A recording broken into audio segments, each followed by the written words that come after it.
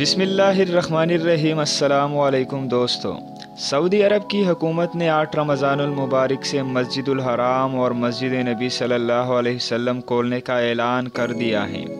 سعودی عرب کی وزارت حج و عمرہ کی جانب سے 8 رمضان المبارک سے مسجد الحرام اور مسجد نبی احتیاطی تدابیر کے ساتھ کھولنے کا اعلان کیا گیا ہے۔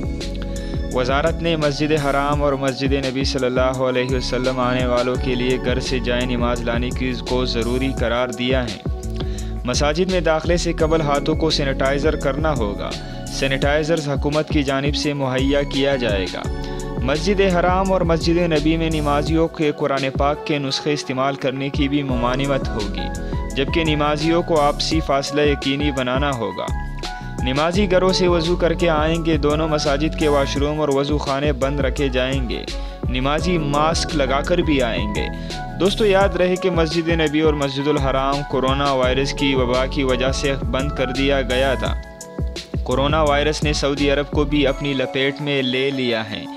تقریباً دنیا کے تمام ممالک میں کیسز سامنے آئے ہیں، جن میں پوری دنیا سے اب تک 34,46,000 کنفرم کیسز ہیں، جن میں 2,44,000 افراد کی ڈیتھ ہو چکی ہے اور 187 ممالک میں یہ تعداد سامنے آئی ہے۔